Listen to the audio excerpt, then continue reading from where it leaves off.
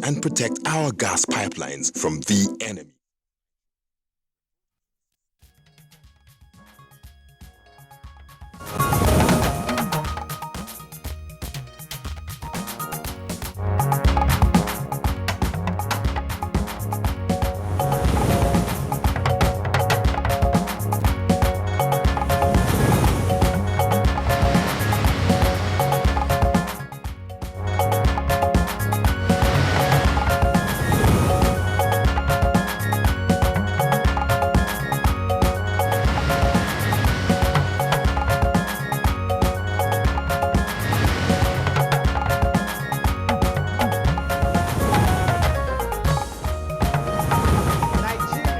Saudi Arabia expressed commitment to stable crude oil markets and price in the interest of their economies.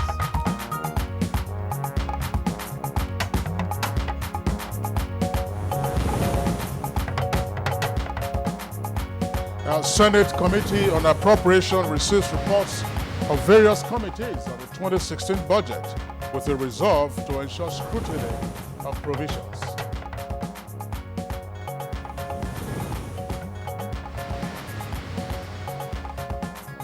Federal government inaugurates committee on planned handover areas liberated from Boko Haram to civil law enforcement agencies.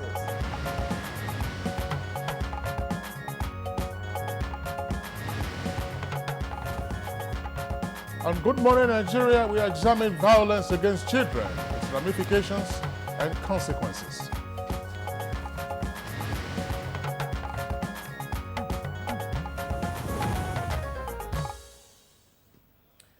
Well, Becky, not real name, is an 11-year-old Nigerian girl. She lives with her parents, of course, that both of them are in one of the densely populated police barracks in Lagos. Well, fate dealt a terrible blow on the poor girl sometimes last year when her biological mother burnt her with a hot pressing iron. Becky was alleged to have been found leaking as a baby brother, as a baby formula, and it was quite a pathetic case. Well, you're right, Blessing. It was a traumatic experience for poor Becky, whom doctors said suffered severe burns and trauma. But the fact is that the treatment meted out to Becky is indeed not isolated, as there are several such examples affecting hundreds of thousands of children, not only in Nigeria, but elsewhere in the world. Quite right, Kingsley. Yearly, millions, if not more than that number of children in Nigeria suffer violence. It could be physical, excuse me, sexual or emotional. They include, but not limited to, sexual violence, either in the form of rape, assaults, occasioned by grievous, of course, bodily harm, and also every form of endangerment that you could actually imagine. Homicides and the effects can be quite traumatic, sometimes life-changing, and even very fatal in extreme cases. But experts say that violence against children is a significant problem in Nigeria, as it affects over 60% of children, and up to 25% of girls and 10% of boys suffer, in particular, sexual violence, and that the forms of violence that children suffer often tend to be systematic. Well, recognizing the devastating consequences of this violence against children, the Nigerian government also took some major affirmative actions that have attracted the attention of the world, especially the United Nations. The first was in 2014, where this Violence Against Children survey took place. The survey, of course, the first of its kind in both Nigeria and part of West Africa, and this was quite illuminating. Well, that's right, Blessing. It's comprehensive data that was gathered in the course of the exercise, and the data provides national estimates that describe the magnitude and nature of sexual, physical, and emotional violence experienced by under-18 females and males in Nigeria. You're right, Kingsley. This also gives a point of contact to see that the survey assembles most of the authoritative information on the pathologies, or let's say the trajectory of such violence against children ever put together in Nigeria. And of course, stakeholders say it's an act of acknowledgement and the courage on the part of the federal government to actually do this. Well, in addition to what you just said, the second bold step of the Nigerian government to stamp out violence against children was the launch of the Year of Action to End Violence Against Children, with a charge to state governments to redouble their commitment in implementing laws against against child violence, if you like. Yes, that's right. Yes, you're right, Kingsley. Well, analysts are also quick to point out that despite the passage of the Child Rights Act in 2003 by Nigeria and the adoption of the law in about 24 states of the Federation, the challenges of its implementation is still being experienced by many states. Why is this so? Well, another question to ask is that why are cases of violence against children on the increase in Nigeria?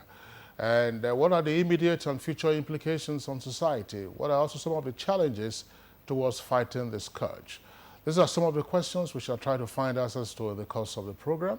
Welcome to Good Morning Nigeria. I'm Kingsley Osadolo. And I am Blessing Abu. I also join Kingsley in welcoming you to today's edition of the program Good Morning Nigeria, coming to you live on the network service of the Nigerian Television Authority, the NTA, Africa's largest television network. In the course of the program, we shall bring to you our companion segments, which of course include the newspaper review, business, sports, foreign and entertainment news. We're kicking off with the news, and it's time to go to the newsroom to join Larry Bala Hassan. It's good to have you on the program again this morning.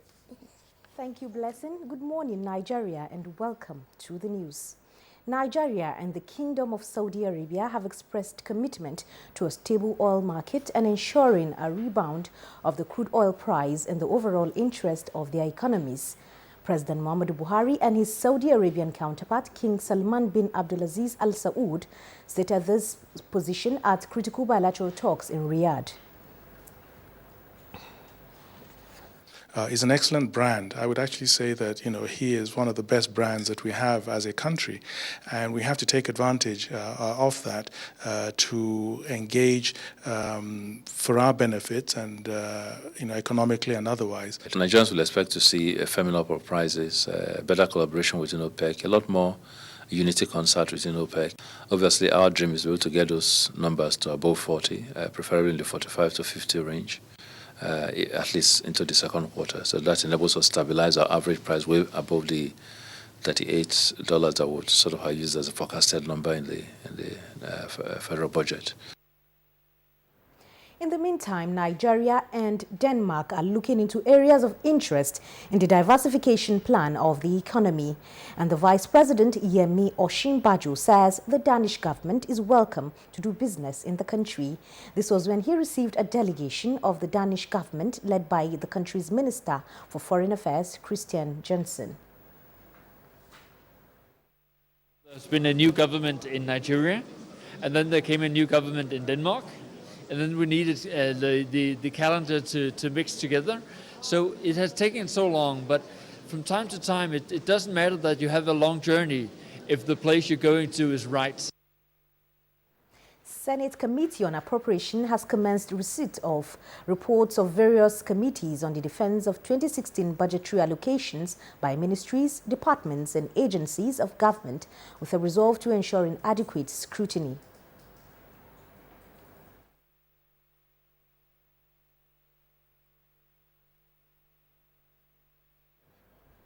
And the House of Representatives has approved 193.8 billion naira for the Federal Capital Territory budget extension from 31st May 2015 to 31st March 2016 as amended.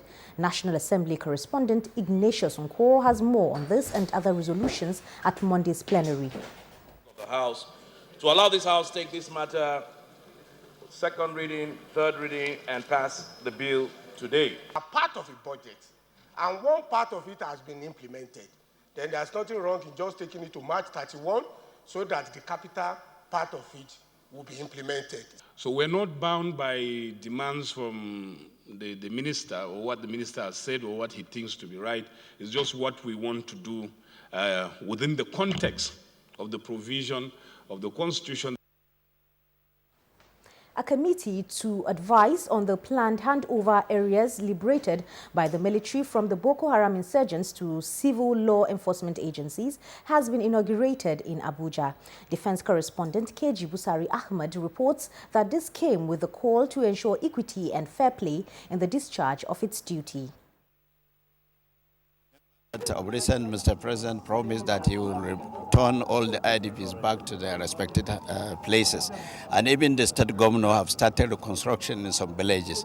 So it's in line with that direction that we are forming this committee to make sure that things are going on fine. Our own task, really, is to ensure the return of civil authority at the local, federal, and state level in these areas that are liberated. Nigeria and China will collaborate to further strengthen the ties between both countries. Information and Culture Minister Lai Mohammed stated this when he received in audience the Chinese ambassador to Nigeria in his office. China has really, within a very short period, becoming probably one of, just not most important trading partners, but probably the most important partner in our quest to develop our infrastructure. And this is why this government holds very dear relationship between China and Nigeria. That shows China and Nigeria were so close, and we know each other so well. So we are very glad that last year there was this change. Change is still going on. Very appreciable, very positive. Given that the background that the two countries are celebrating the 45th anniversary of the diplomatic relations. The federal government says it will not shift focus on its quest to diversify the nation's economy, regardless of what happens to the price of crude oil in the international markets. Minister of Science and Technology, Ogbonnaya Onu, stated this when he received the leadership of the Nigerian Society of Engineers in Abuja. The economy continues to grow, which is our desire. And that's what the Federal Ministry of Science and Technology is working to achieve. We will grow to a point where we will use up all the oil that we produce in the country, and we will not be able to export oil to other countries. So we should start now preparing for that, because it will come. There is the Nigerian content law that already is being in use in the oil and gas sector, and it's beginning to yield some results. And we are saying you should extend this to all the sectors of the economy.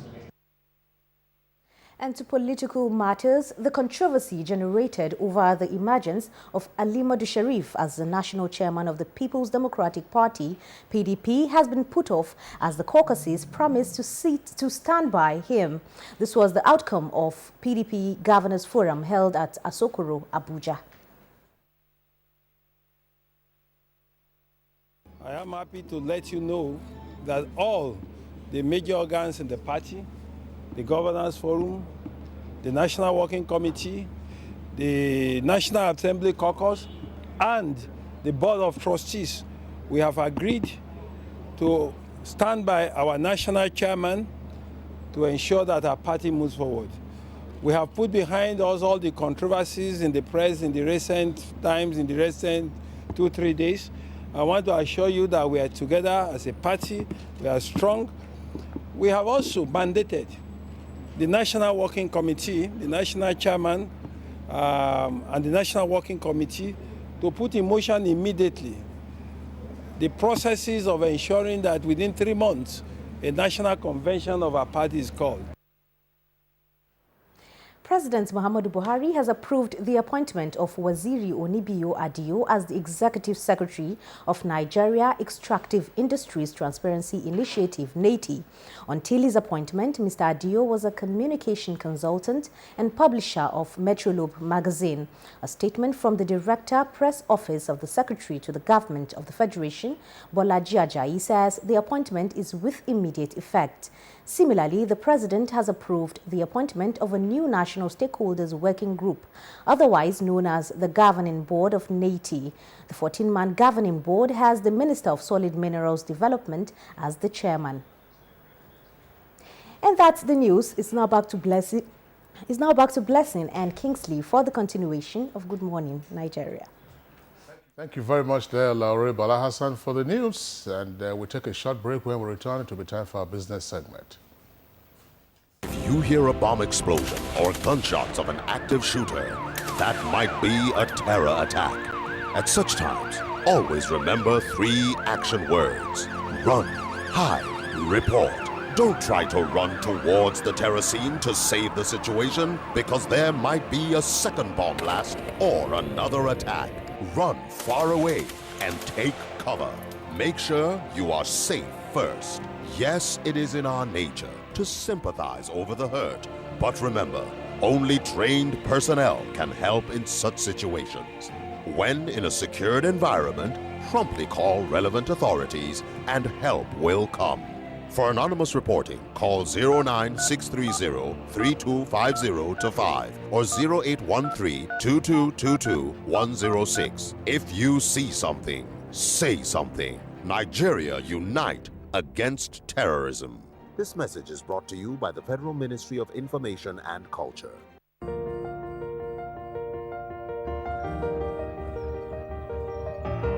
Does your antiseptic liquid kill the germs that cause flu, diarrhea, typhoid? Dettol does. Dettol provides 10 times more protection versus leading competition. Dettol is the #1 selling antiseptic liquid, proven to protect from up to 100 illness-causing germs. So why take a risk with your loved ones?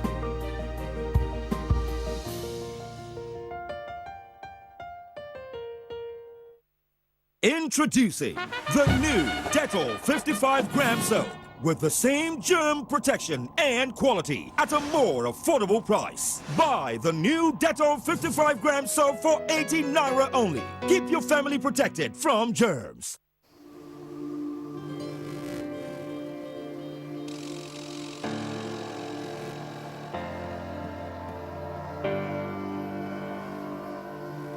Rise up.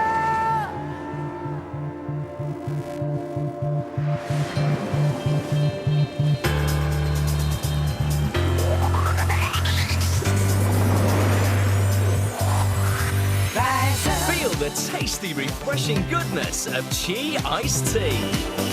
Return to life. Rise up. Feel active alive. Chi iced tea, made from premium natural tea leaves. Rise up. With delicious fruity flavors. Rise up. Chi iced tea. To the tea side of life. Drink positive. Come over to the tea side of life.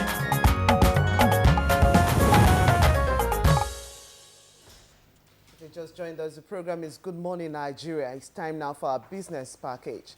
The federal government discloses its plan to enroll about 800 ministries, departments and agencies, MDs, into the Integrated Payroll Personnel and Information System, otherwise known as the IPPS, by December 31st, 2016. Details with Sheon Ogunlui.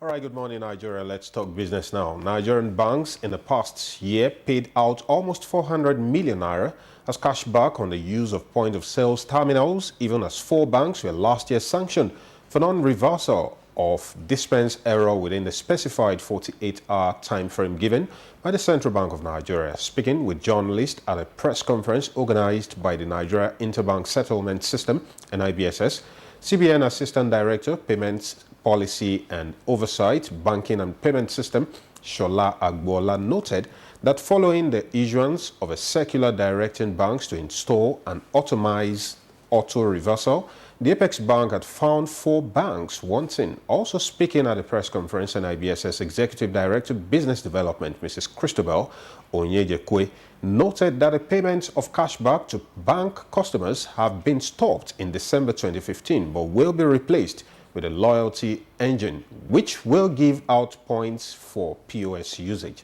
The cashback was introduced in 2014 as an incentive for customers to use their cards for payments and to drive the usage of POS. Customers are paid back 40% of the 1.25% that merchants are charged on POS usage. Onyejekwe explained that the difference between the cashback and the loyalty engine is that one gives back cash and the other records points that can be redeemed at a later time. She noted that of the 120,000 POS terminals in the country, only about 100,000 are connected to the NIBSS platform and only 62,000 are active. She added that NIBSS is talking to stakeholders to withdraw the dormant POS from circulation. Moving on, the federal government has disclosed that its plan to enroll 800 ministries, departments and agencies, MDAs, into the Integrated Payroll Personnel and Information System, IPPIS, by December 31st, 2016. Accountant General of the Federation, Ahmed Idris, made a disclosure to newsmen shortly after declaring open a 3-day IPPIS officers capacity building workshop in Kaduna. By December 31, all the over 800 MDAs funded by the Treasury will be fully enrolled into the IPPIS program. The Accountant General said that the IPPIS had so far enrolled a total of 402 MDAs, adding that business world, including the chief executives of Heathrow and Garrick airports. And that's the package on the business news. This time it's nice talking business with you. Good morning, Nigeria.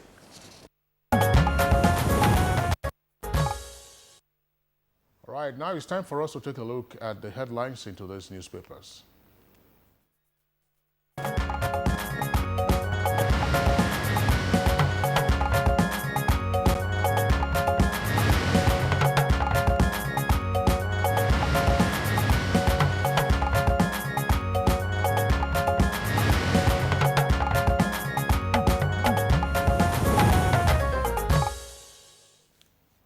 Our newspaper reviewer, Bayo Toby, is in the studio again this morning. Welcome you, Bayo. Thank you, Blessing. Good morning. And good morning, Nigeria. All right, let's begin the review this morning with the stories from the front pages of the papers. Vanguard, they have a potpourri, Vanguard rather has a potpourri of stories. Protesters storm Senate and turn heat on Saraki. That's on page 5. And IMF backs federal government's efforts at promoting targeted infrastructure. Details of that on page 3. But the list story has a kicker: $24 billion oil swap / OPA deals. They lied against me, and this is attributed to Desiani. Desiani is the former Minister of Petroleum Resources. Details of that can be found on page 11. Again, on the $24 billion Malabu scam, stop maligning me, go and clear your name, Atiku tells Adoke. Atiku is former Vice President, Adoke former Minister of Justice. PDP, that's another kicker. Sharif remains party chair. And that's in greater detail on page 5. And you can see a photograph, or two photographs actually. One is an insert on the front page of Vanguard there. The caption is suspected cultists. Suspected cult members paraded by 2nd Brigade Nigerian Army in Port Harcourt yesterday. And then it said also inspection of the weapons seized from the cultists. Suspected cult in press conference on the crisis in Bori and Amoko in Port Harcourt.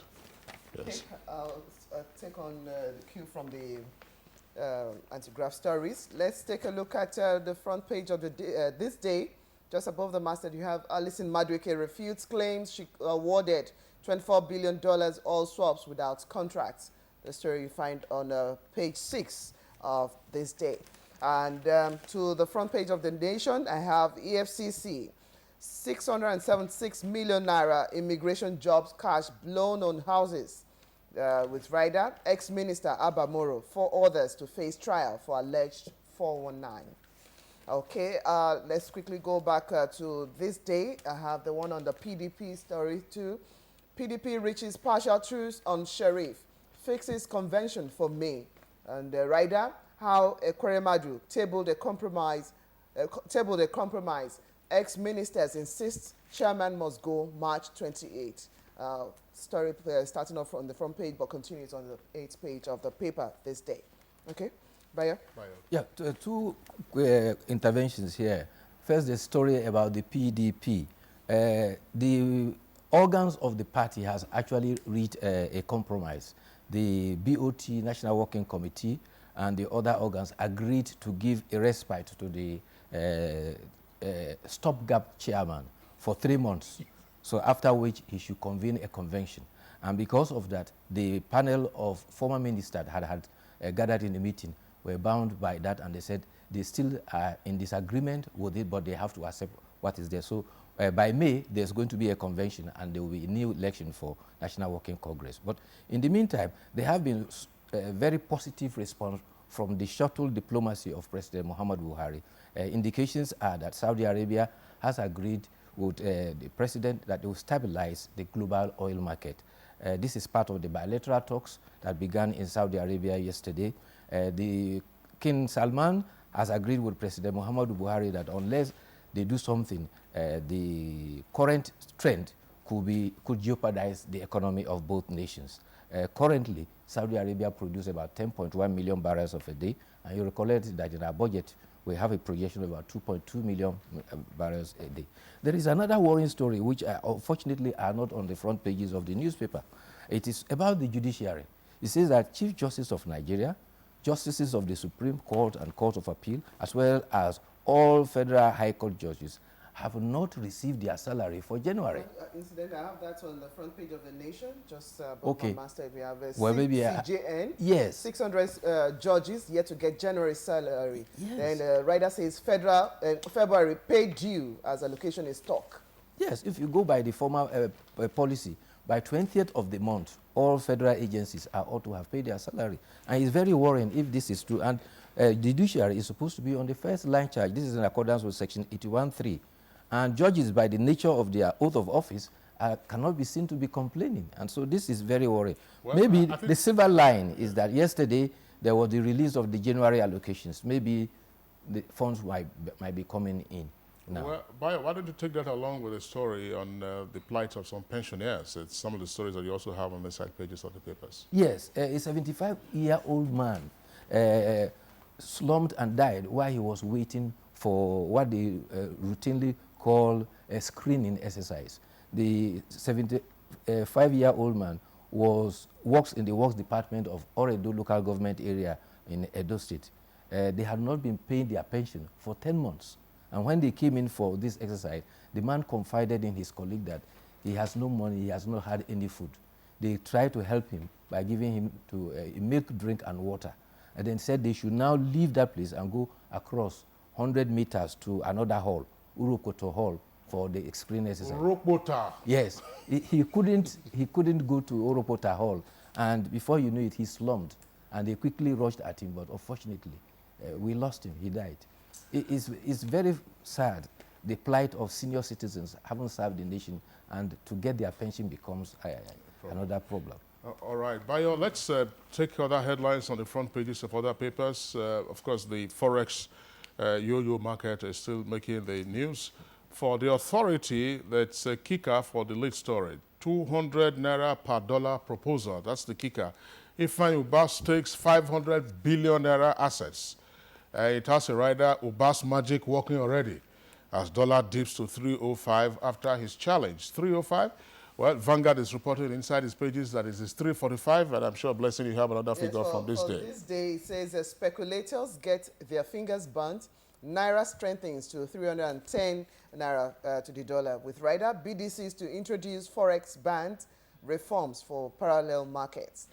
That's how this day reported this morning. Well, you see, this is the outcome of the failure of the speculation. Because of the insistence that the naira would not be devalued, even the chairman or president of the Bureau de Change Association, Alhaji Gwadabe, has said that they are going to put in measures to check some of the aspect of speculation. And apparently it's because of that that the naira rate, which had depreciated up to 400, was not real. It was artificial, and it's gradually coming down. And Ifeanyi Ubah is too sure about his 1 month strategy to bring the 200 that he has taken his 500 billion naira asset. Well, that's right. In addition to what's just said by part of the stories indicate the various proposals by the Association of Bureau de Change Operators. They are indicating that going forward, they will start publishing the weekly forex rates so that persons are advised rather than this word of mouth, which of course can cause a spike. You know, part of what led to this, there were speculations that there will be stoppage of access to forex for school fees as well as medical tourism. Yes. And then you just had the prices going right over the roof, right through the roof. So let's take other headlines now, also from the Authority newspaper. Buhari's, that's at the foot of the front page. Buhari's budget, a debt trap. This is attributed to ASU. Details of that on page 2. We are stronger under federal government's persecution, attributed to IPOP. Details on page 4. And Desiani refutes report on $24 billion crude oil swap deal. Again, details of that to be found on page 5 of the Authority newspaper. Well, I have one that will interest everyone because we're looking towards technology for so many things. Inside page, but that's this day precisely, you have on page 8, Lagos to establish first DNA forensic lab in Nigeria. Lagos to establish first DNA forensic lab in Nigeria. I think I should gladden our hearts. Yeah, Bio, let's take this story from the National Mirror. National Mirror has as its lead story, 2019, that's the kicker, Saraki, Dogara, and others to form new party. 2019, Saraki, Dogara, and others to form new party. That's there on the front page of the National Mirror. And Pengasan shots PPP ROA headquarters over leadership tussle. This has to do with the handing over, you know, who is the most senior, and so on and so forth. And then another story, it's a headline at the foot of the front page. Representatives, that's reps, ask federal government to issue proclamation for 2017 census. It is on page 3.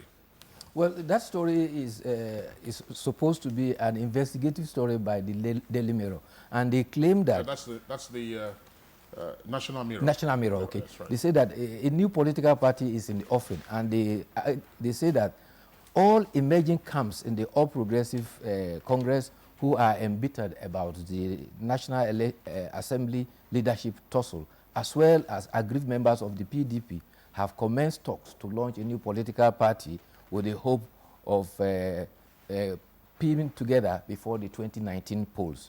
They have mentioned some specific names, including the leadership, some leadership in the National Assembly, but all of it is linked to their concern about the involvement of the arms procurement by the PDP, especially the members, and the level at which the image of their party, according to the report, has been dented. They have started what they call will be a real Nigerian political party. We were talking about Lagos, about forensic laboratory. That's right. That's Lagos is renowned for, now of recent, for festings. You know, the football club Barcelona of Spain, they have come to establish an academy in Lagos. They met with the governor and they said that they think that Lagos, being the biggest, largest emerging city in Africa, will be a very good hub for them to establish the first of one of the 17 academies it has around the world in Africa.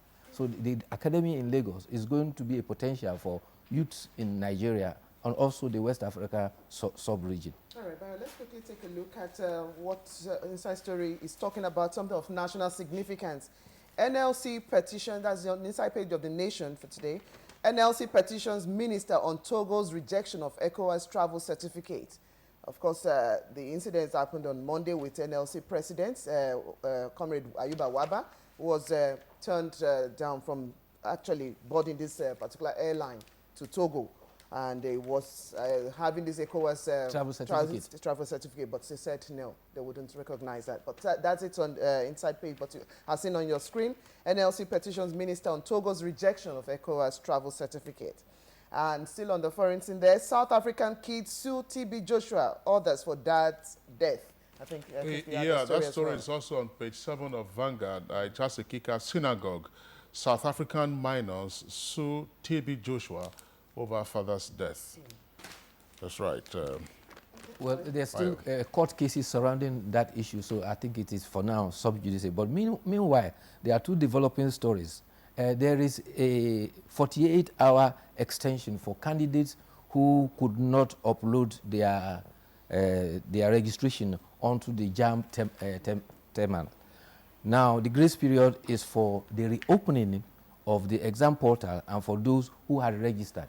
The JAM has indicated that it is not for fresh candidates, and it adds that it is ready to commence the UTME examinations on Saturday, which is 27th. All right, Bayo, I'm sure you recall the story about the quintuplex at Ibadan. There's a story at page 10 of Vanguard dedicating that the UCH has written off their bill, their hospital bill. Yeah, that's quintuplet. So the next thing, of course, is to run the family.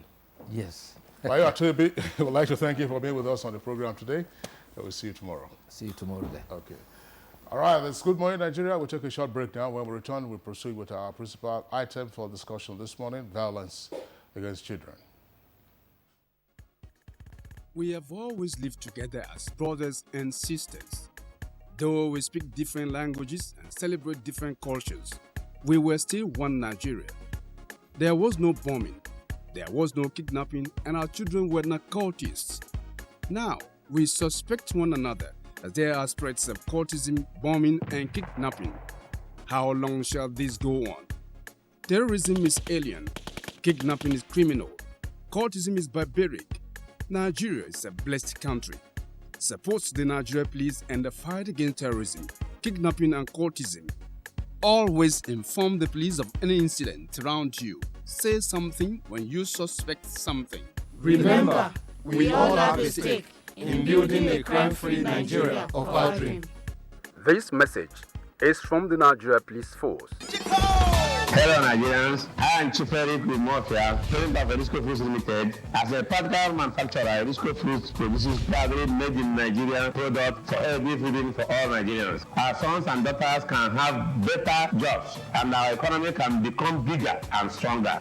Every time you buy imported products, you are importing unemployment, terrorism, kidnapping, crime and poverty into Nigeria. Please let us shine our eyes. Buy your products. Buy made in Nigeria because only Nigerian can make Nigeria great. Always buy made in Nigerian products like Nijico, tomato paste, seasoning cubes, and other made in Nigerian products. Support us to produce more products, create more employment, and grow our economy. As Nigerian manufacturers, we cannot afford to joke with your well-being. Do the smart thing and support government policies to make our economy great for all of us. With Jigo tomato paste, seasoning cubes, and other great products are proudly made in Nigeria by Erisco Foods Limited. You get three kinds of moms. The paranoid mom. It's hot and it's dirty. The cautious mom. And the Dettol mom. Only a Dettol mom knows that ordinary soaps aren't enough. She only trusts Dettol to protect her family from up to 100 illness-causing germs, which is why you can worry less and love more. Don't just be any mom, be a Dettol mom. Dettol, be 100% sure. Introducing the new Dettol 55-gram soap with the same germ protection and quality at a more affordable price. Buy the new Dettol 55-gram soap for 80 Naira only. Keep your family protected from germs. Goodness is getting better. Introducing new exciting packs from Hollandia Yogurt. Goodness just got better. Hollandia Yogurt. It's all good. From the House of Chi. Goodness is getting better. Introducing new exciting packs from Hollandia Yogurt. Goodness just got better. Hollandia Yogurt. It's all good. From the House of Chi.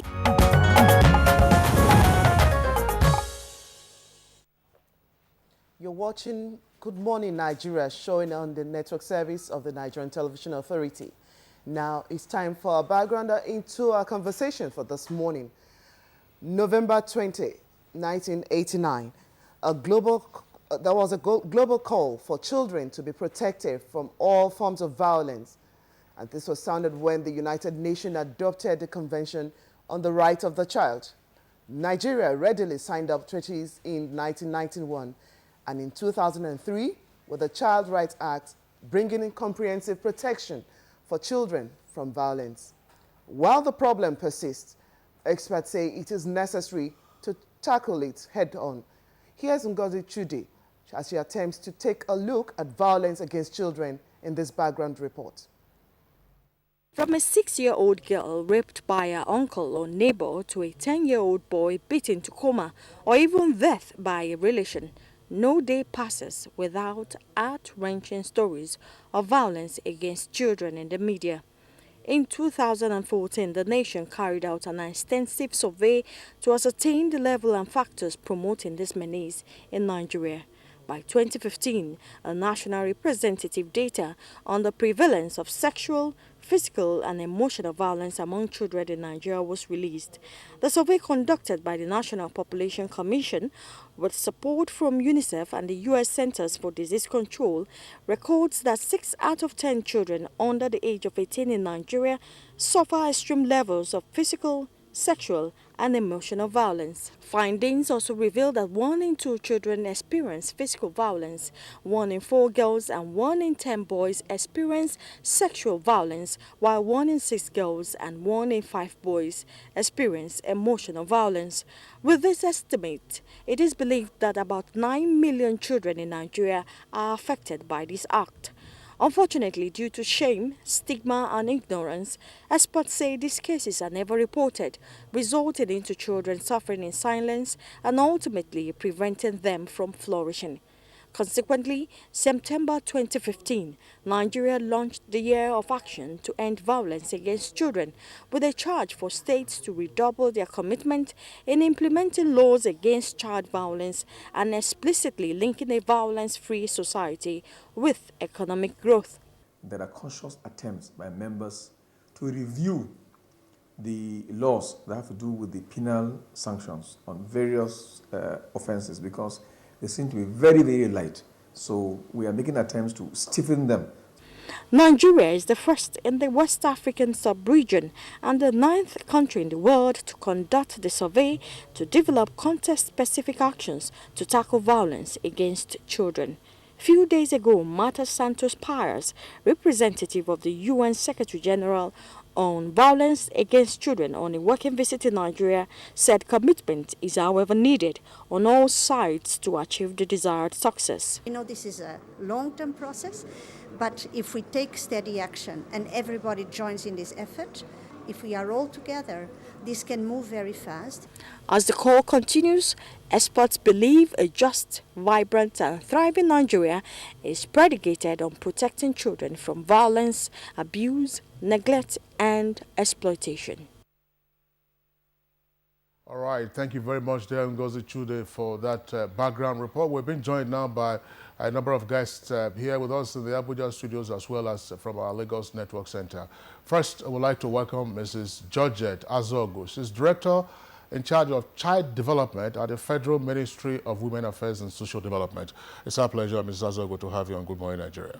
Thank you for inviting us. Okay, and then we also have with us Superintendent of Police, Mario Ade Balogun. She's the gender advisor of the Nigeria Police. SP Ade Balogun, it's our pleasure to have you on Good Morning Nigeria.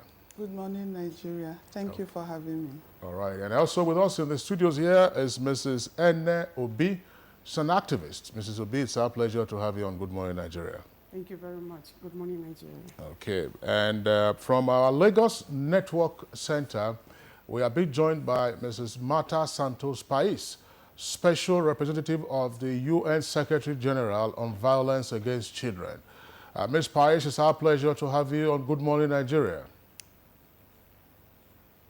Thank you so much. A great pleasure to join you all. Good morning, Nigeria. Well, blessing. Let's kick off. It turns out that I'm the only guy on the program this morning, but let's see how it goes. How wonderful. What does it feel like now today? Oh, it's a great pleasure. But I know you're capable. You're equal to the task to face whatever it is. Okay, ladies, let's take a look at what the subject, of course, is violence against children. When do we consider, or when do we say that violence is being meted out to children generally? I'm talking to the Director, Child Development, Federal Ministry of Women, that is Mrs. Georgette Azogo. Let's take a look at who and what it is when we say we're meting out violence against children generally. Yeah, first of all, I want to define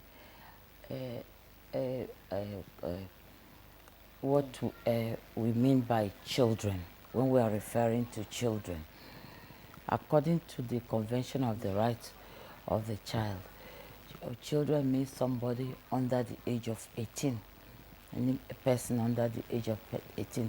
So when we are talking about violence against the child, we are talking about something that affects the child's development psychologically, physically, emotionally. sexually that affect the child from developing and having a holistic development. So that's what we call, when we refer to violence, that's what we mean by violence. Okay, you've taken time to point out three measures or three means by which we could actually assault these children or mete out violence. You talked about in emotional, sexually, which is physical, and which other form? Physically, of course. Can you take time to actually give instances where we've done this? Okay. When for we're emotional talking cases, about especially. the emotional cases for violence, in terms of violence against children, we're talking about when you use abusive words that affects children, when an adult or peers use abusive words against the child, like a situation where you tell a child you are better off dead or you are not worth anything. People think it doesn't affect the child, but eventually the child remembers it. If you say, I'm not, as a child, I'm not good, that I'm better off dead, that means why am I living? It affects them psychologically. When you are talking about the physical, and it goes with the psychological violence too, that is, as affect them emotionally. When you are talking about the physical violence, that's the one that means when you physically touch, abuse a child, hit out a child, choke a child. Not really the usual slapping to correct and all these things. According to this survey on VAC, violence against children, we found out that this is not just, we're not looking at the ordinary slapping, which we say is a traditional, cultural. We're talking about where you really met out real violence, a threat that is, it will be a threat to the child's life. Okay. That's what. All right, Mrs. Azogo, we'll come back to you in the course of the conversation. Let's quickly go over now to our Lagos Network Center, where the UN Secretary General Special Rep was introduced earlier, Ms. Pais. Clearly, violence against children is a global phenomenon. But a cross-country analysis would also tend to indicate that the causes and therefore the solutions aren't necessarily the same. How widespread is this in terms of the differentials in the causative factors of violence against children? You know, you're very right. It is a very global concern, and we see it reflected in all nations of the world, in the north, in the south, in the east, and in the west. But I want to stress that differently from many other nations which do not know what is the magnitude of the phenomenon we are talking about, Nigeria has taken a very brave step by trying to capture what the magnitude of this phenomenon is within the nation. And as we have heard already, it tried to gather data about incidences of physical, emotional, and sexual violence to understand how the society is limiting the development of its richest citizens, the most important citizens that are going to lead a country, and by affecting their ability of relating to others, trusting others, performing well at school, and all of that has a huge cost for the society as a whole. It costs the fact that we need to treat children in hospital, that we need to go to the police station or the court to investigate, and all of that adds to the very important efforts that the country can do to prevent violence from occurring in the first place.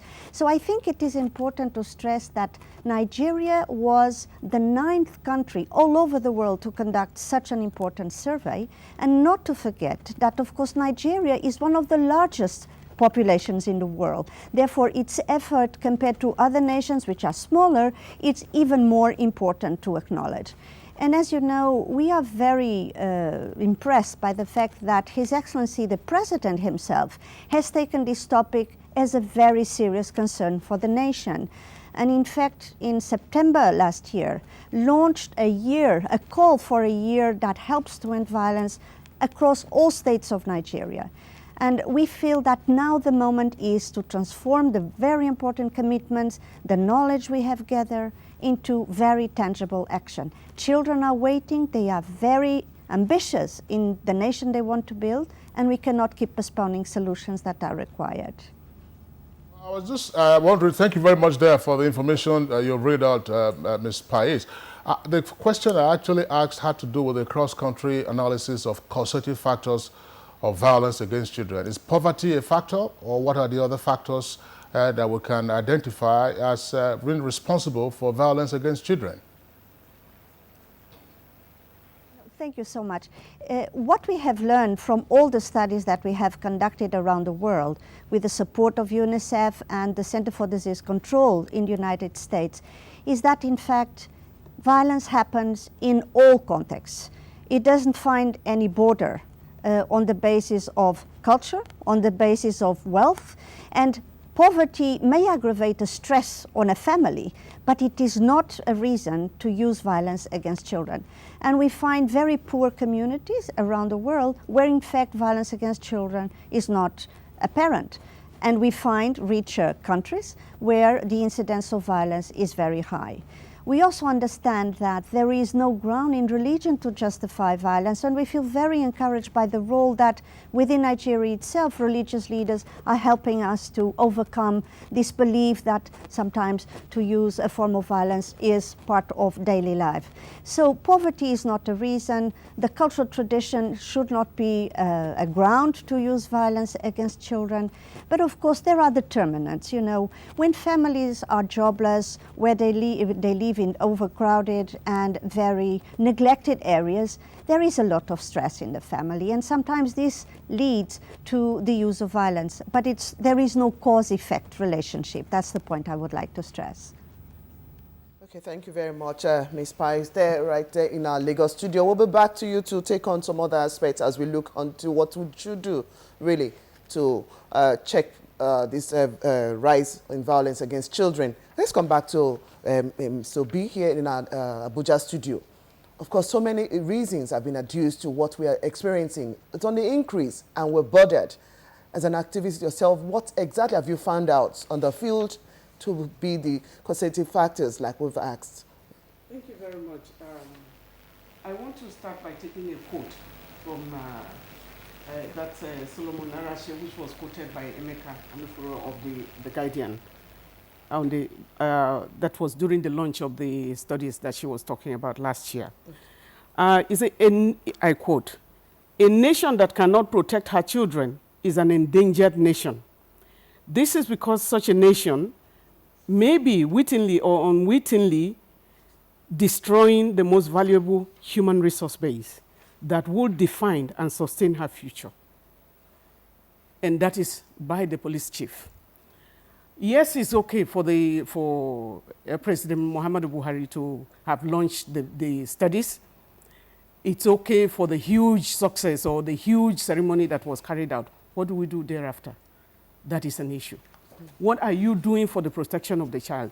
You are talking of the physical violence, which my colleague talked about. Physical violence in terms of beating, they say spare the rod or something that they talk about the natural, to really, you can cane the child and all of that. Those are issues of human rights abuse. And this is clearly defined. On some of the issues are defined even in the criminal code. I think our colleague who is a lawyer may be able to look at some of the things that are going on there. The emotional effect of the physical violence is another. And also when you are looking at, they said from that study, there were certain things that were done by UNICEF, which talked about, words can build and words can break. And so when you tell a child you are stupid, many parents are doing that almost on a daily basis. You don't know what you are doing to that child.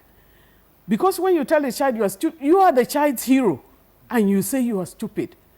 But of course, there are some people who are not the child's hero, like maybe Nigeria has one of the highest maternal mortality rates in the country, which means you have so many orphans that are being brought up by either stepmothers or other people that are not their parents.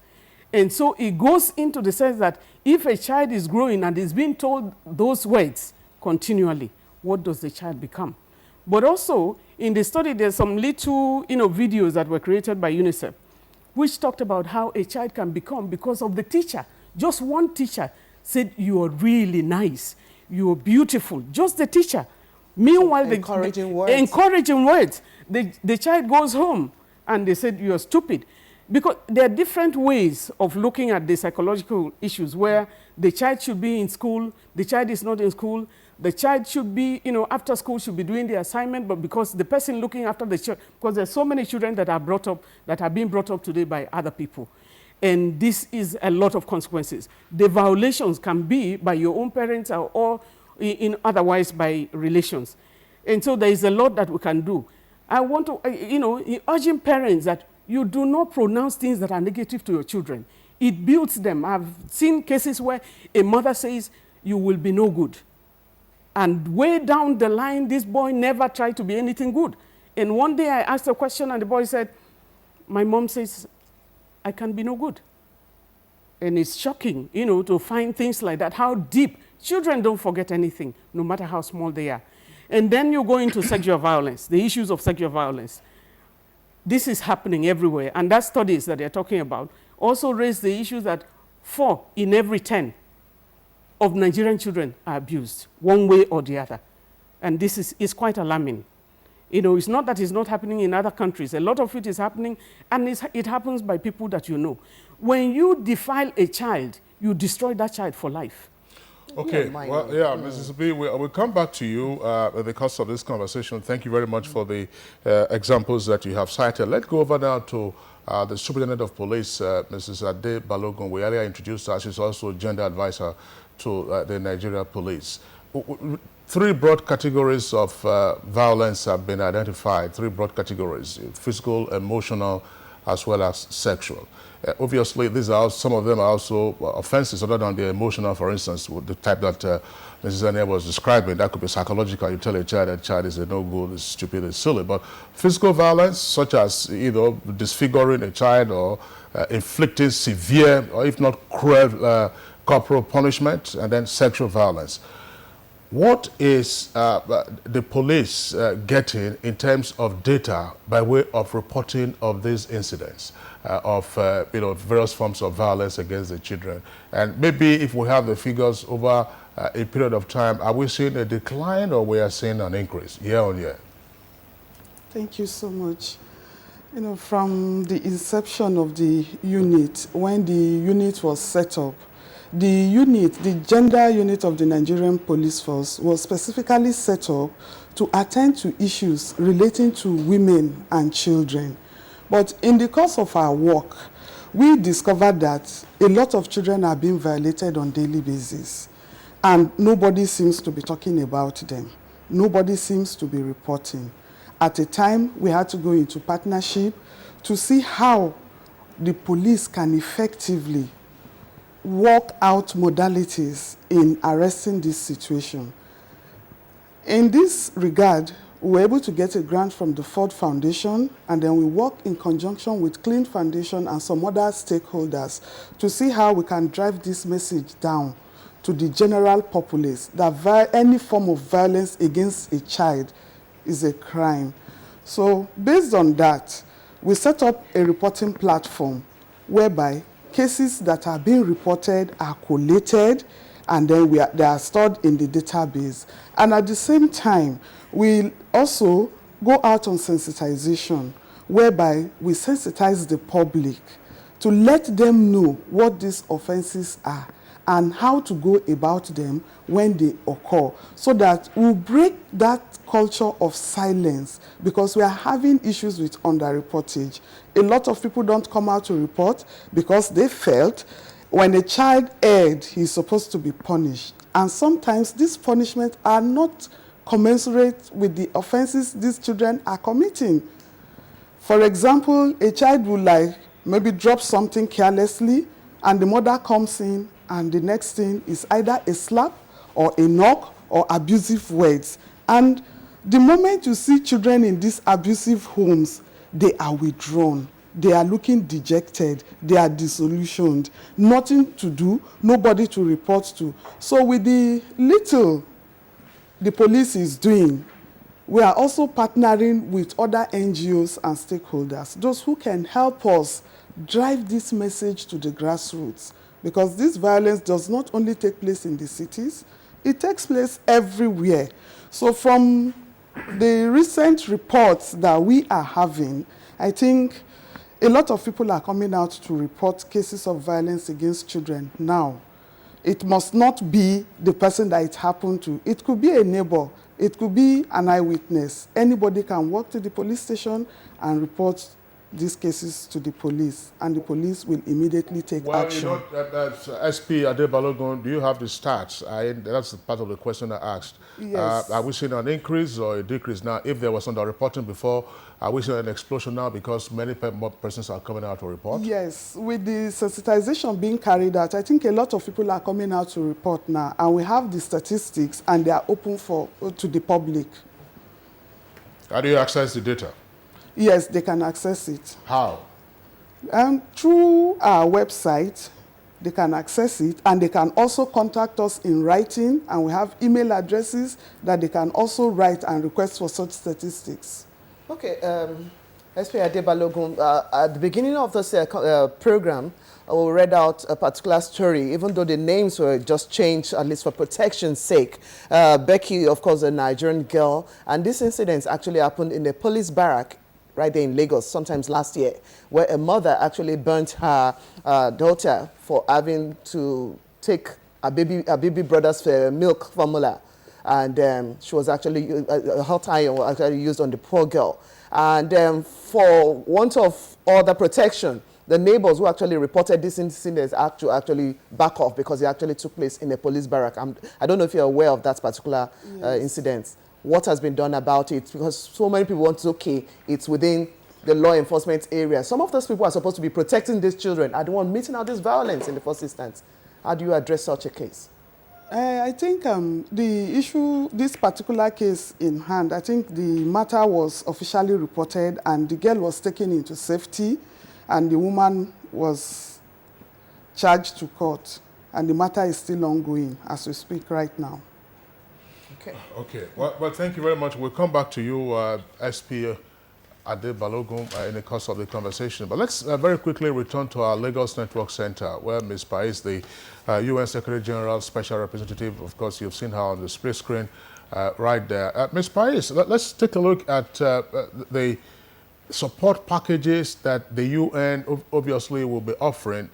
SP Adebalogun has just indicated now that many more persons on account of enlightenment are coming out now to report cases of violence against children. Now, does the UN, have special packages for countries that, as it were, moving up and against violence against children? And if so, where does Nigeria rank in terms of receipts?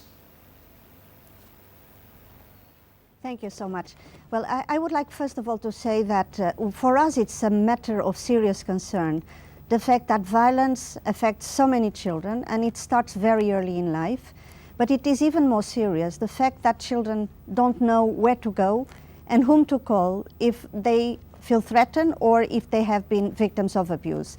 And we welcome very much the commitment by the police here in Nigeria and many other authorities to raise awareness and also to develop the skills of those who can listen to the stories of the child and can help to investigate what has happened and bring to court those who might have been found responsible so that impunity is fought. And this is part of the package of the support that United Nations promotes. Certainly, the first thing is to help the country to have to continue to consolidate its pieces of legislation and bringing expertise that can help the reflections at the national level. As your own piece has stressed, Nigeria has ratified since 1991 the Convention on the Rights of the Child and has adopted a very important Children's Rights Act.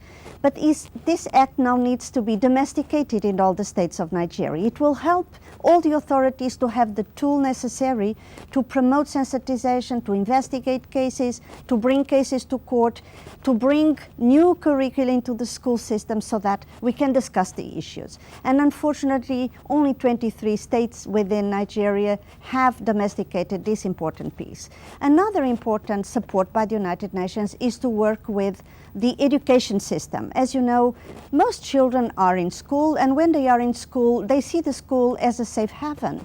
But unfortunately, we are seeing from this study that violence happens in the school system. And in fact, it may be perpetrated by a teacher, by a worker in the school context, or by peers and friends. And therefore, there is a huge need, an urgent need, to sensitize the teacher to help detect very early that there is a risk of violence or support a child that has suffered violence, and that there is a generation of debates and of discussions and drama and essays competition and drawing competition, so each and every child may find that he or she can contribute to create an environment that is of respect, of tolerance, where all children can develop to their full potential. But of course we can and need to work with other areas, and we have been, again, the United Nations, very happy to support the work that is being promoted at the level of the Ministry for Health and health professionals. Because as you know, when a child is victim, for instance, of a sexual abuse incident and comes to the hospital to be treated, it is very important that the professionals are trained to treat in a sensitive manner the girl or the boy who have been victim of abuse. But it's also very important that these professionals are well equipped to gather the right evidence that will help to bring the case to the police and the court, rather than telling the victim, the child victim, who is very traumatized and very isolated and feeling very weak in all these contexts, tell the child that you tell the story once, we trust you, we believe you, and we are going to pull together all our efforts so that your case is going to be taken seriously, and you don't have the impression, as many children have, that their case is dismissed. You may know that in Nigeria, around 6% of children who are victims of abuse seek help. It's very little compared to the huge amount of girls and boys who want to grow in the best way possible, who feel so threatened and so undermining their self-esteem and in their confidence. Most of them remain silent, and they remain silent because they fear reprisals and because the cases that they tell, when they feel the courage to speak up, are dismissed by the authorities. So our package touches all sectors within government, but it also joins efforts with religious leaders, with community leaders, with civil society organizations, with human rights groups, women's rights groups. Because, you know, in this context, as we heard one of our friends in Abuja mentioning a moment ago, to prevent and fight violence against children, everybody needs and can make a difference. It's everybody's business. And perhaps the greatest challenge is that we don't feel that I have nothing to do with this. It's not my child. In my home, this doesn't happen, because it happens in most places, and in fact, in most countries. So the opportunity that we see now in Nigeria to translate these strong commitments into a very convergent investment by different departments and all states in Nigeria is a huge opportunity. And that's why I feel so happy to be today in Lagos, because as you know, Lagos is going to be today the first state to launch a very important action plan to prevent and address violence against children. And we want to see Lagos as just the beginning of this process, and we want to see it replicated in all states of Nigeria. And we would hope that very soon, perhaps when we celebrate the first anniversary of the launch of the Year of Action to End Violence Against Children by the President of Nigeria, you will be reporting many better situations where families have stood up, where teachers have taken all the energy they bring to create an environment of respect and tolerance in the school, where, as we heard, all policemen, all those who work in police stations are taking these cases seriously and bringing the support that we heard our friend from the police mention a moment ago, and all those who can have an impact on the life of children join hands. All right, thank you very much, Ms. Pikes there. We're so glad that you're passionate about this, as well as the guests here in Abuja studio. Now, let's come back to the director from the Federal Ministry of Women Affairs. Of course, these Child Right Acts had been signed into law since 2003. Of course, even so, about 24 states, of course, adopted that. But its implementation has always been so inspiring for so many people. Why are we still having this just pocket of implementation here and there, or total disregard to what exactly is supposed to be protecting the children today? Yeah, the problem is not the total regard. It's just the problem of understanding the content of the Child Rights Act. Why is it so difficult to understand? You know, there's this myth about this Child Rights Act that people that are that misconception that when you approve, you adopt this Child Rights Act, then you allow your children too much rights.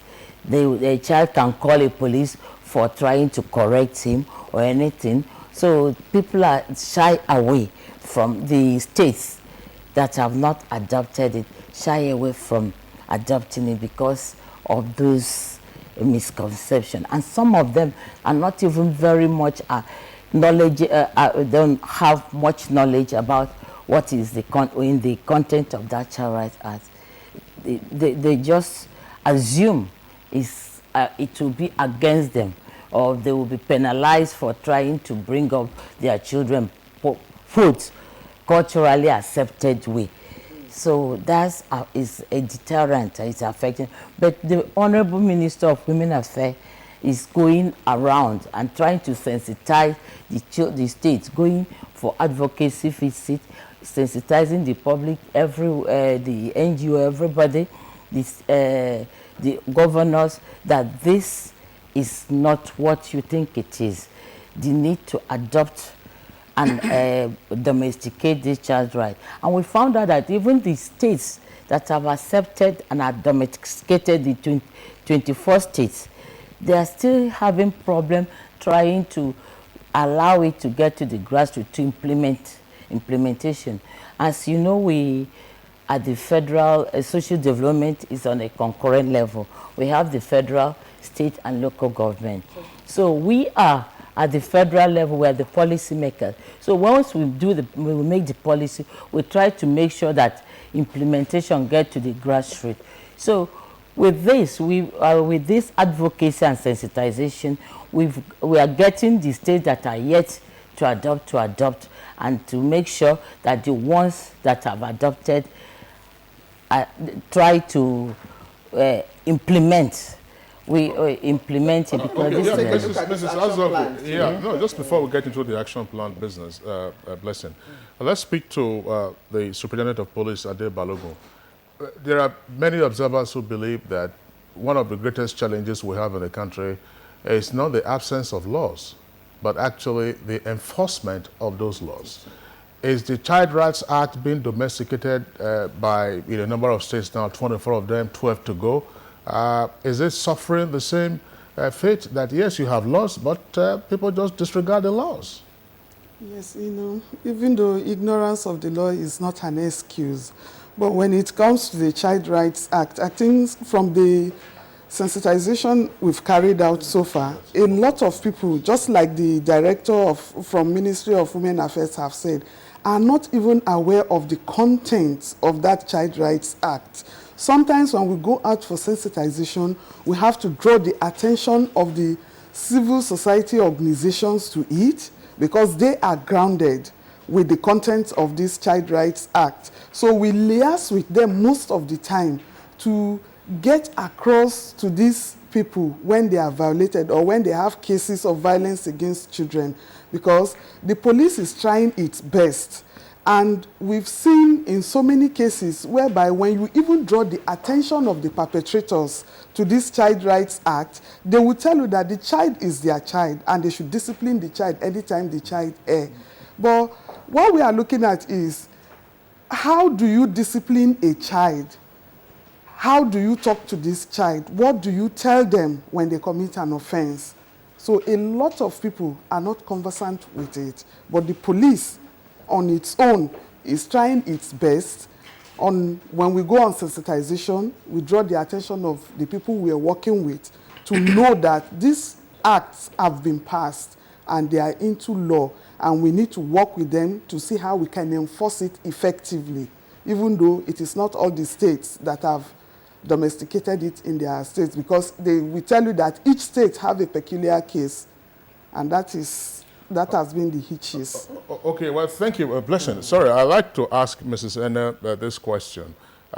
What are we seeing here? Is it a question of a clash of cultural values against legal transplantation by way of convention? And if that is the case, how do we then transcend that challenge? Because if the Child Rights Act is there in the open, and yet people tell you that they don't know what the provisions are, or they don't even bother about what the provisions are. So is this a clash of culture and legal transplantation? Thank you very much. I think, again, we need to go back to the issues of priority. What is the nation's priority? And that is why I look at the issue of children. That's the human resource base for the nation. And that's why I gave that quote, when we started. If you are looking at, it's been a long time, it's been many years ago, that we stopped at 24 states. After the 24 states, nothing is progressing. The other states went to sleep. And I think the Child Rights Act also went to sleep. Because if you are trying to, it's not just the laws, but how have you done the implementation? What is the implementation guideline of the Child Rights Act? What are the guidelines that will lead you to implementing? Which is the ministry that is responsible? Well, Women Affairs, everything about children and youth, you go and dump it with Women Affairs. And the example is, how many of us are here on the issue talking about violence against children this morning? Many are women. And that's why I talk about women's rights are human rights. You're talking of children, you say women are responsible for that. But why is that? Now Nigeria, the UN Special Representative, congratulated Nigeria because we have launched and we have had, a survey that has been carried out. Yes, we have done all of that. Where do we progress from there? What is the implementation? Who is implementing? Our colleague from the police is advertising these very important points that you have highlighted. Well, the lip service, it depends on the government's priority, the commitment of the government. It's not enough to tell us that you're committed. What are you doing about rescuing children? We still have the case of the Chibok girls. The protection of the child is what we're talking about here. These children have been taken, is almost 2 years down the line or thereabout. These children have been moved, hundreds of children have been moved out of Nigeria. We still don't know where they are. And more children are being taken. More people are being kidnapped. What are we doing? What is the priority? Well, maybe one government messed up a bit, or what is it? Now we want to know, the new government, we want to know what you need to do, what you are doing about the children. So violence against children is not restricted. Now we are having the UN agencies. I used to be a child survival expert, for a child survival specialist for one of the organizations during that enhanced USAID program where we're looking at child survival. I provided technical assistance for the Federal Ministry of Health and some multi-sectoral sectors in a lot of ways of looking at the survival of the Nigerian child.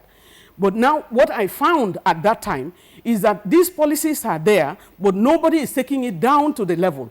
Nobody is taking it, to the communities. There is a whole disconnect between the state and the national, the national and the local government, and then the community. So who is taking it down?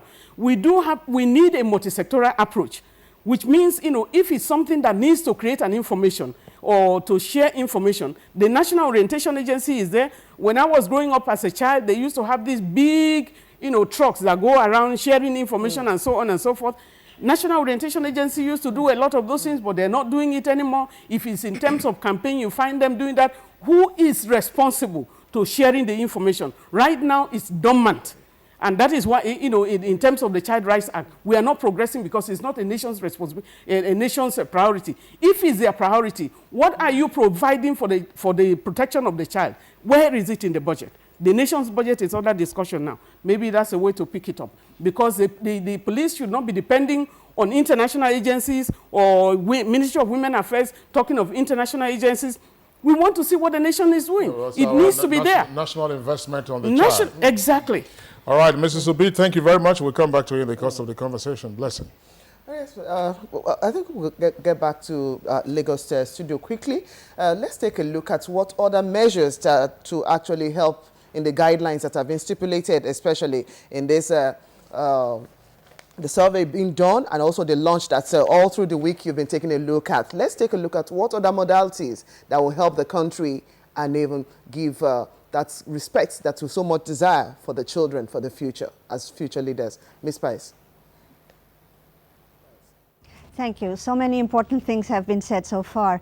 You know, I think, first of all, I would like to say that now that Nigeria has launched this very important process of having the right data, the right information, and it is one of the best data in the world on violence against children.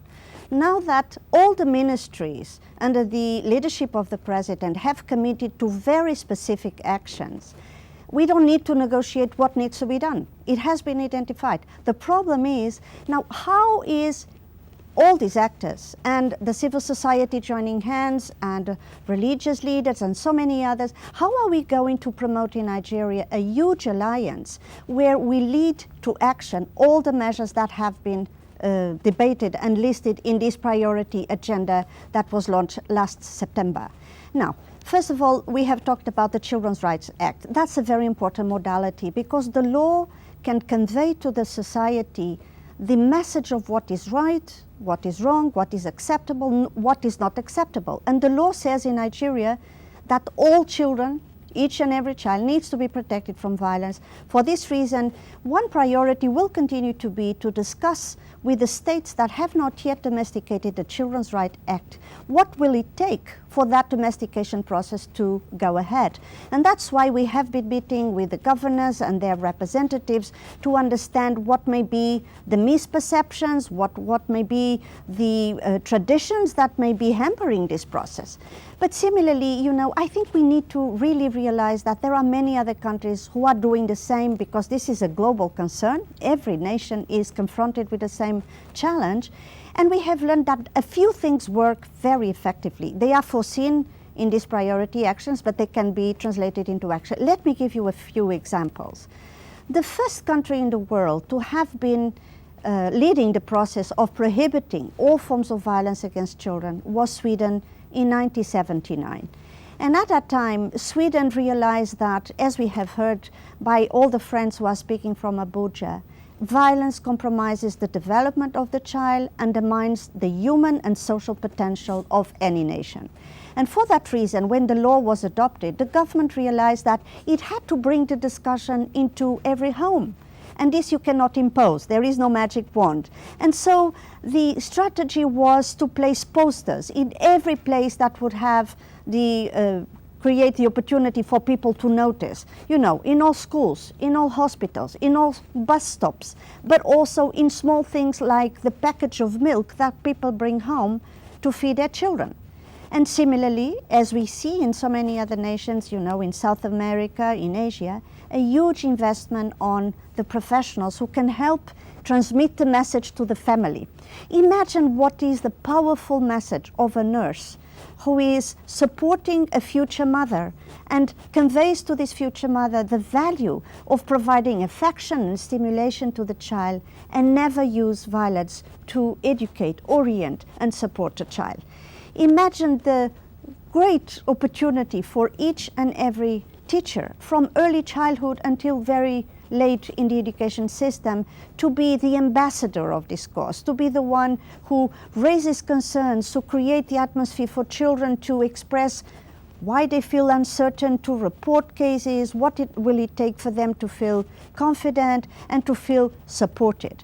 And imagine the power of all the fundamental religious leaders who in each country, and certainly in Nigeria, are transmitting such a moral authority and influence, and who can absolutely help families to nurture their children without resorting to violence. So translation into action is possible, and I'm confident Nigeria will take this challenge in a very serious manner. Okay, thank you very much there, Ms. Pais. But just before we let you go, there's an aspect that I would like you to deal with, and that is, now we understand you have another schedule, so we'll sign you off at this time. Thank you for being with us. We will have another schedule, but we are very happy to be here and really thank you. And if you would allow me, I would like to stress that this is... Let's take a look at one of the aspects in the child rights, saying children should not be seen during school hours hawking. But you find a whole lot of them out there. Are you having any concern? Because we said sometime earlier that parents actually say, they are my children. I have the right to discipline them the same way. what other things are actually impeding your enforcement of some of these activities really on the Child Rights Act? I think our culture and tradition has not really helped the implementation of this Child Rights Act, because when we are looking at offenses that children commit or the way we treat our children, sometimes you see an underage child hawking while he's supposed to be in school. And sometimes you see them when they come from school, they look dejected, they are hungry, and even at that, the parents will still tell you they are their children. They need to tell them, they need to assist them and some other things. But how do you allow your child to assist you in such a horrendous manner? Because sometimes the area where they hawk is an issue. The age is also an issue. And the tradition, when we look at our tradition, our diversity, you look at it that in some places, issues of children are taken with keen interest, especially in Nigeria. And in some other places, they are just children, they should live the way they should. So we are having issues when it comes to enforcement and implementation, when it comes to the culture, and then the tradition, and also the beliefs of the parents of these children. So what other measures involved and how this impact on the child is what we'll be taking a look at in the next part of our conversation as we go on a break now. But meanwhile, we'd like to thank you very much, SP Mario Adebalogun, for joining in our conversation this morning. Thank you. This is Good Morning Nigeria. It's time for a break now to bring some messages. When we return, we'll still talk with the other guests in the studio, and we'll be joined by psychologists to actually have a feel of what is going on in the mind of this child when something like that is perpetrated on them. Nigerians. Suicide bombers are not spirits. They are not ghosts. They are human beings like you and me. They live amongst us. They are your neighbors. They are your friends today, but terrorists tomorrow. So you must know your neighbor now. Security begins with you and me. Know your neighbor. Be vigilant. Be security conscious. Report suspicious persons, objects, and movements to the police and other security agencies. The security of our nation is a duty for you and me. If you see something, say something. Nigeria unite against terrorism. This message is brought to you by the Federal Ministry of Information and Culture.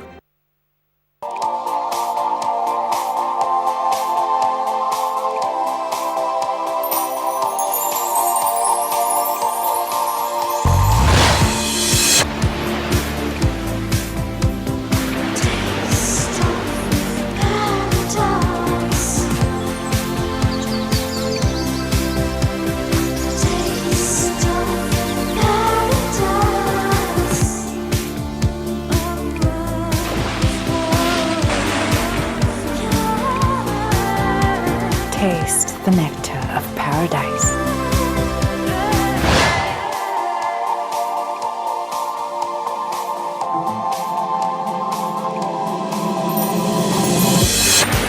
Chi exotic nectar in pineapple, coconut, multifruta, and other exotic flavors. The taste will take you there.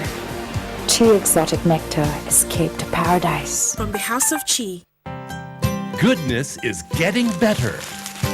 Introducing new exciting packs from Hollandia Yogurt. Goodness just got better. Hollandia Yogurt. It's all good.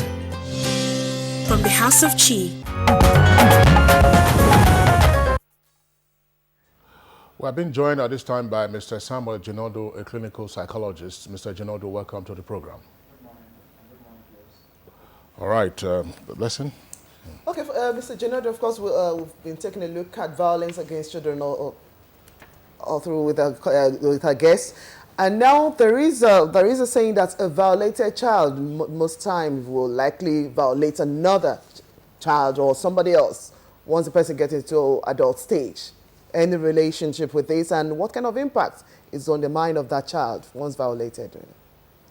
Well, thank you for that question. Violence against children is something very significant, and you know, at the age where a child is growing and when his personality is being formed, there are impressions that he observed. There are things that are done to him or her that he observed and then he internalizes, and that becomes a reality to him, and that becomes what he sees as you know, the standard practice. So if a child sees violence, maybe the elderly one around him or the parents use violence to correct some aspect of his behaviors, he internalizes that and then sees that as normal way of correcting behavior. So for him, it becomes a normal thing to violate other people's rights or to abuse other people in an attempt to correct them. So you won't be surprised seeing you know, wife battery or domestic violence happening at home.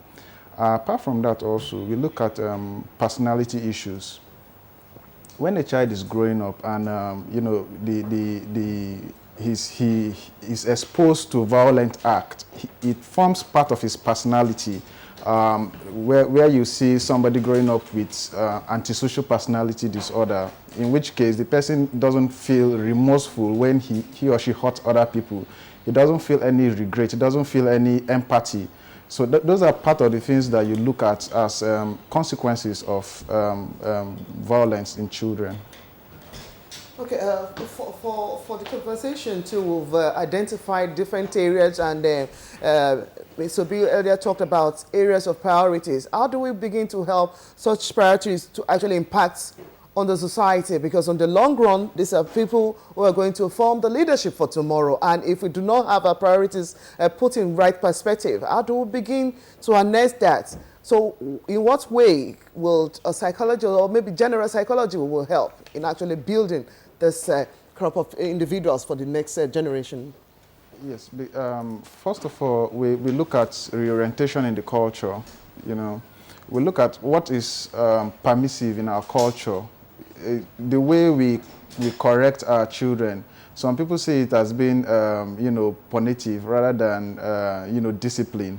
Whichever perspective you look at it, for me, I feel disciplining a child is much more better. It's a more lighter term to use than punishing a child, because if you look at what classifies as discipline and what classifies as punishment, you would understand punishment is when force and violence is used to correct a child, while discipline is more like a leader-follower relationship, you know.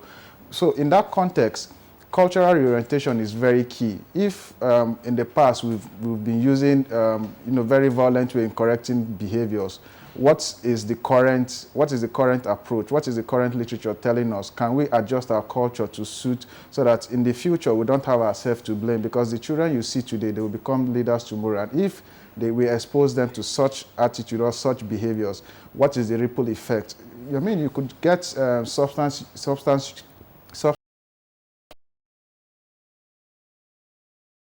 Apart from it, is punishment violence? Okay, for Olushola, he says, if this law, well, that is the law we've been talking about all day, what is the role of government, if it's passed, what is the role of government on my child?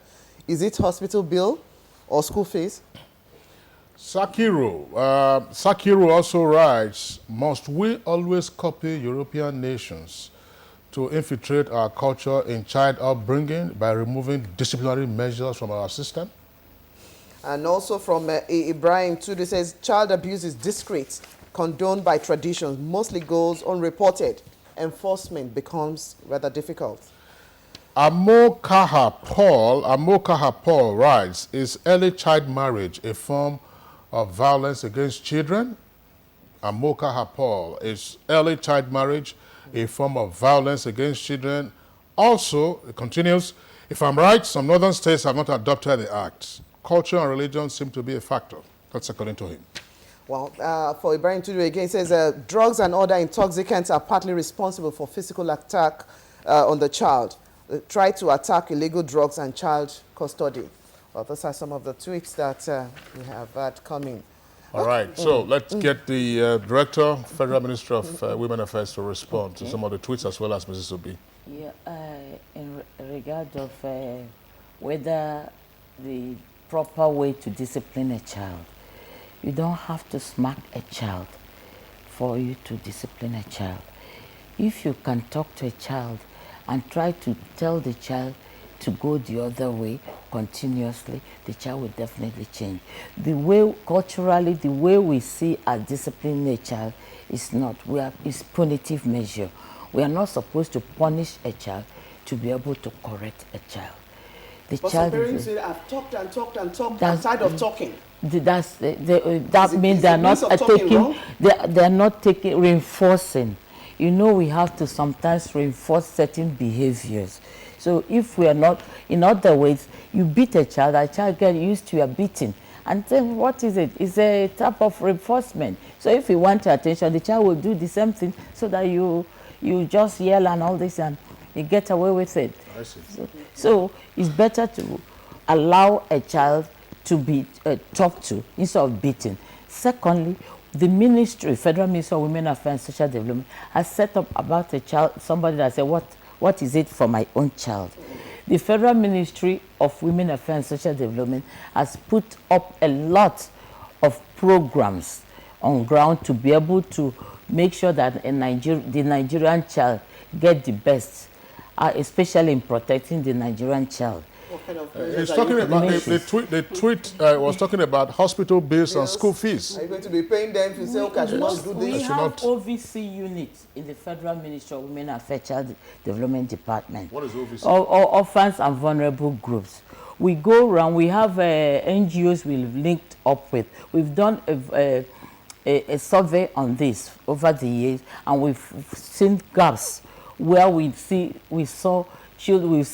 that some children really need our assistance. So the ministry is assisting in paying school fees, paying, buying books, doing empowering. We have another department that is handling families in distress.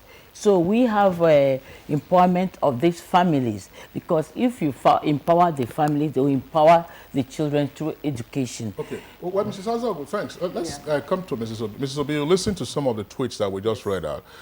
Again, I would like, is it useful to segregate this so that we don't generalize? We have, I don't know, millions of households in Nigeria, and an incident in one household cannot be used, to describe what goes on. Are we talking about extreme cases of violence, that would actually warrant attention? I think violence is violence. It's a human rights issue, though you can have extreme and then you can have part. And I experienced it from my parents. My mom used to lash. When she's angry with you, she will lash you. But my dad will never. My father will call you, and in fact, if you do anything that will warrant him calling you, you will be so scared. When he calls you, he will ask you silently. He said, it's like Ene. In fact, it's like ice. The calling of that name is ice going into my body. He said, do you like what you did? And I will say, no, Daddy.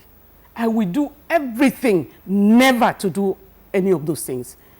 The issue that I think is very key, and because of that, just to write on that, there are different personality types. Yes. So your parents, your dad and your mom were different. I mean, some are quick to thrash the hell out. I mean, some of us experience it anyway, and some of us have also, yes.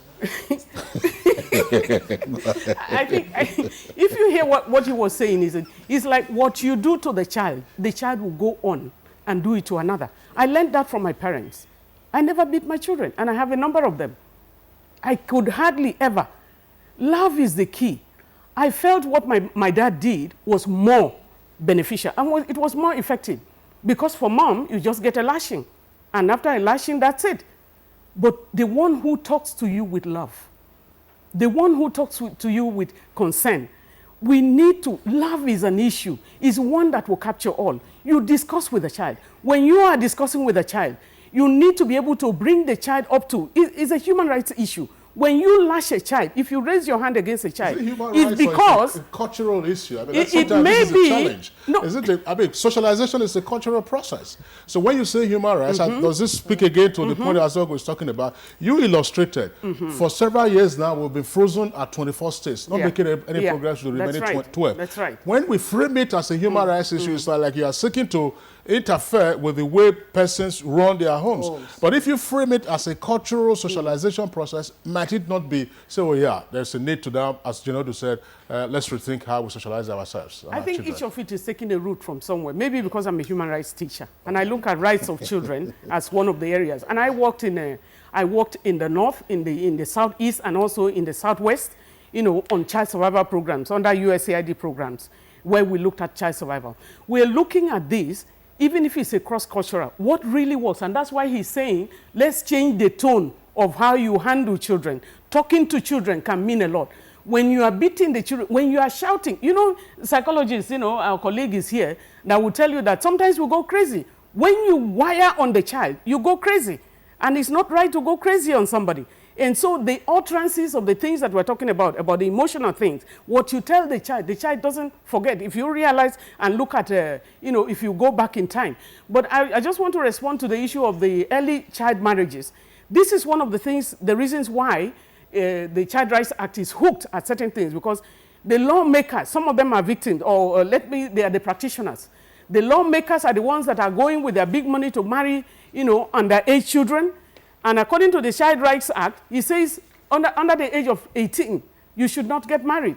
But again, we have, you know, other people that are misinterpreting, telling you about the culture of when the child is matured and so on and so forth. And that's why when you even have the Child Rights Act that has been passed in some states, they are not passing it. If you look at, there is a child rights advocacy group. We have a National Council on Child Rights Advocacy in Nigeria. You also have the National Directorate of Employment that has to do a lot of things. We have the federal ministries. There are different bodies, National Human Rights Commission. Approach. The UBE is also, UBE Act protects the child to be in school at a particular time and is punishable. So there are a whole lot of things that could be done. So we need the lawmakers to also look at these issues. So they're practicing, but I do believe that cultural as it may be, people can change culture. Culture is dynamic. Absolutely. It doesn't stay still. You can introduce different levels. And I think... Thank you very much, Mr. Nobi. Of course, I would have loved to ask the last, but time really. Sure. I appreciate all your contributions this morning. I would like to say a big thank you to Mrs. Georgette Aboma Azogo, Director, Child Development, Federal Ministry of Women Affairs and Social Development. Thank you very much for joining our conversation this morning. I'd like to say thank you to Mrs. Obi. We see the passion with which you're going, and we hope all children everywhere right in Nigeria will receive the protection that they need to have. Thank you very much for joining us this morning. Also, Mr. Samuel Jinodu, clinical psychologist. We appreciate the little time you are there with us, but very incisive as well. Thank you very much. Thank you for having me. Okay, this is Good Morning Nigeria. Mini floored Messi with a challenge, and he got up to send Czech the wrong way from the sport. And Messi scores, and Barcelona get a second goal, and now it's a real uphill battle for Arsenal in the second leg in 3 weeks' time. It was Messi's 8th goal against Arsenal in the Champions League. In the other match, Juventus produced a remarkable second-half fight-back against Bayern Munich to give themselves hope going into the Champions League last season's second leg.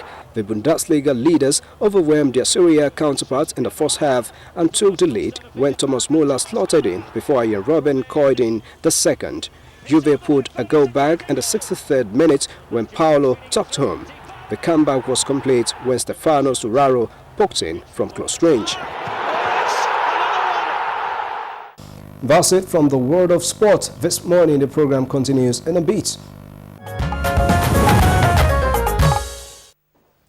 From sport to the foreign scene, here we have a serious government expressing its readiness to accept a halt to combat operations. Plus, a Swedish doctor sentenced to 10 years in jail. These and more on the foreign scene with Oyeyemi Ajayi. All right, thank you and welcome. Leaders of some Britain's biggest companies have said that leaving the European Union would threaten jobs and put the UK's economy at risk. The bosses signed a letter published in the Times saying an EU exit would deter investment in the UK. A referendum on whether the UK should stay in the EU will be held on 23rd of June.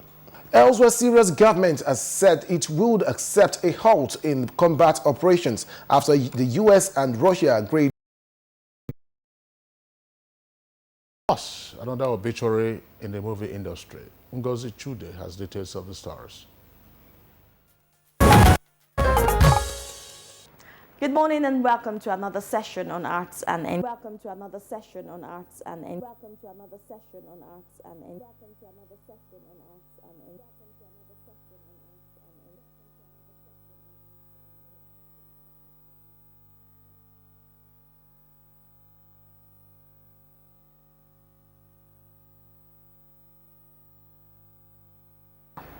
ọ̀rọ̀ dàbí ọ̀rọ̀ Samuel tó wà lẹ́wọ̀n.